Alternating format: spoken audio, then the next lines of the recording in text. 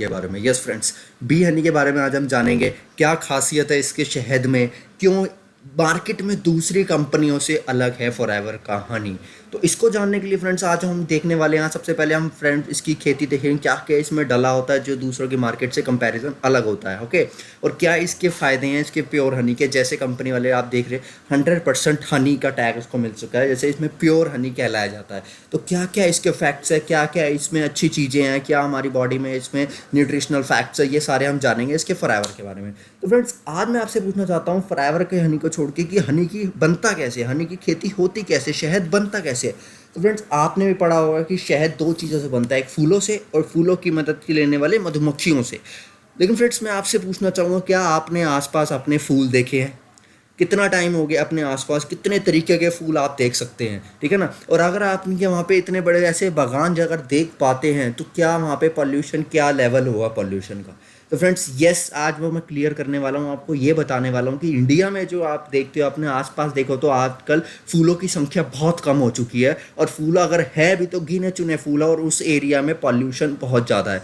तो क्या फ्रेंड्स आप हम मुझे बता सकते हैं कि आप खुद अपने एरिया को एनालाइज करके देखिए, क्या इतने फूल सफिशिएंट है पूरे इंडिया की हनी को डिमांड को पूरा करने के लिए। अगर फूलों से ही शहद बनता है, मधुमक्खी शहद फूलों से बनाती है, हमारे आसपास अगर इतने फूल हैं, क्या क्या हमारे पास इतने फूल हैं, और अगर फूल नहीं है तो कैसे डिमांड पूरी करती हैं कंपनियां इन सब चीज़ों के लिए, शहद के लिए। क्या इसी तरीके से एक फूल में से मधुमक्खी शहद चूस के उसका शहद बनाती है, उसका नेक्टर चूस के अब आगे शहद की प्रोसेस पूरी करती है।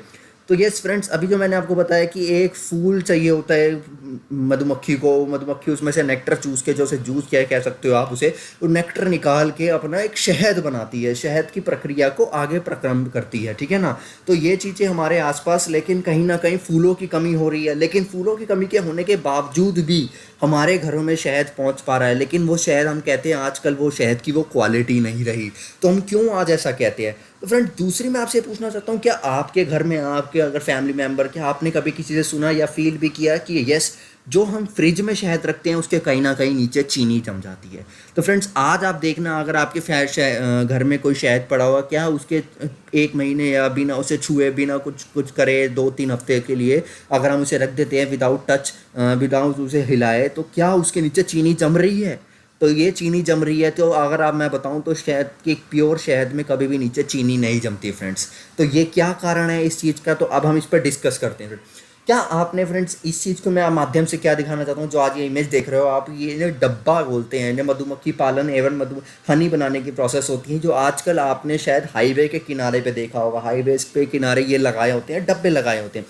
तो फ्रेंड्स ये होता क्या है, ये एक तरह से सिंथेटिक प्रोसेस है शहद बनाने का। शहद सिंथेटिक प्रोसेस, मैं एक चीज़ और क्लियर कर दूँ शायद फ्रेंड्स, जो शहद है वो एक प्रोडक्ट है, वो अमृत माना गया है कि शहद जैसा एक ह्यूमन नहीं बना सकता, उसको मधुमक्खी ही बना सकती है। लेकिन यस, शहद इस तरीके से जो आप डब्बा देख रहे हो शहद बन सकता है, लेकिन शहद में जो न्यूट्रिशन, जो विटामिन, जो सफिशिएंट विटामिन, अमीनो एसिड्स होते हैं वो कहीं ना कहीं इसमें रह जाएंगे, कहीं ना कहीं मिस हो जाते हैं, और इन्हीं का ही जो प्रोडक्ट निकल के आता है जब हम फ्रिज में रखते हैं, उन्हीं प्रोडक्ट में चीनी जम के रह जाती है। डब्बे वाला जिन्हें हम हनी कहते हैं, उसमें वो सफिशिएंट एंटीऑक्सीडेंट्स नहीं होते, जो एक असली, जो नेचुरल बी नेक्टर में से, जो फूल में से जो शहद चूस के मधुमक्खी बनाती है। तो यहाँ पे फ्रेंड्स, और दूसरा मैं आपको बताना चाहूँगा, आजकल जो आप शहद की अगर दूसरी खेती देखोगे वो किसके आसपास होती है, वो मिलों के आसपास, शुगर मिलों, गुड़ के मिलों आसपास, जिससे वो रस चूस के लाती है, ठीक है। तो वो इतना प्योर नहीं होता। अब हम बात करते हैं कि फॉरएवर का हनी कैसे बनता है। फॉरएवर का हनी मैं आपको बताऊं तो स्पेन में बनता है। स्पेन वर्ल्ड का लार्जेस्ट एक्सपोर्टर फ्लावर्स का कहलाया जाता है, और उसमें 300 प्लस तरीके की प्रजातियां के फ्लावर की कल्टीवेशन प्रोसेसिंग होती है, जहां पे फॉरएवर का शहद बनाया जाता है। और दूसरी बड़ी चीज़ मैं आपको शहद के बारे में बताऊं तो जो इंडिया में आपको देखा होगा पॉल्यूशन का लेवल दिन पर दिन बढ़ते ही जा रहा है।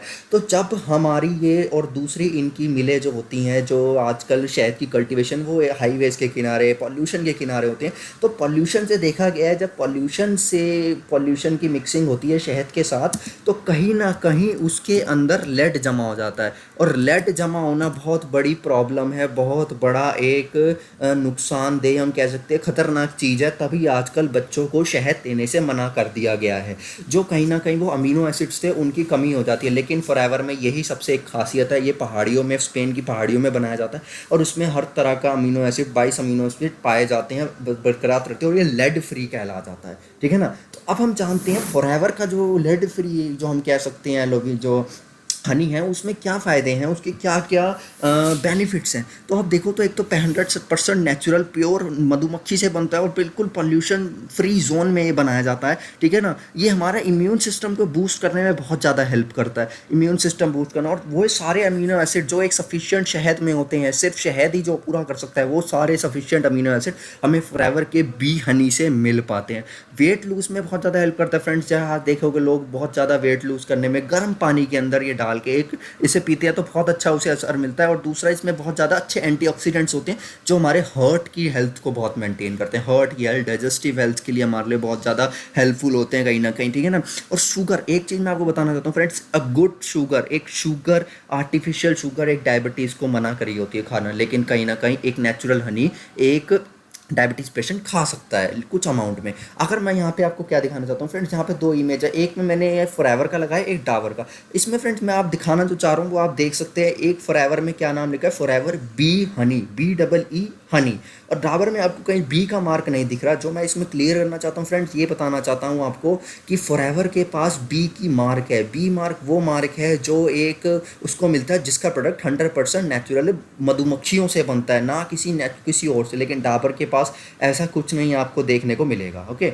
तो फ्रेंड्स मैं आपको कहूँगा कि जो आपको एक अब पहले शहद में हमें जो आजकल नहीं मिल पा रहा, जो नेसेसरी अमीनो एसिड, जो न्यूट्रिशन पूरे नहीं मिल पा रहे, वो हमें एक फॉरएवर के बी हनी से मिलते हैं, जो हमारी सेहत के लिए बहुत ज़्यादा बेनिफिट होते हैं। ठीक है ना। अगर किसी को डाइजेशन में कुछ प्रॉब्लम है, कुछ हेल्थ के हार्ट रिलेटेड, तो इसको अगर आप सेवन रोज़ाना 1 चम्मच की सेवन आप करना स्टार्ट करोगे तो आपकी हेल्थ में बहुत ज़्यादा चेंजेस आ सकते हैं। बहुत अच्छे इंक्रीन, बहुत ज़्यादा हमारे सेल्स को हेल्प करता है जनरेट होने में ना। बहुत तरह के इसके अंदर अमीनो एसिड्स पाए जाते हैं जो हमारे शरीर में इंक्रीज करके हमारे सेल्स की पावर को इंक्रीज करता है और एक अच्छा लाइफस्टाइल, एक अच्छे बॉडी बनाने में हेल्प करता है। तो थैंक्स फ्रेंड्स।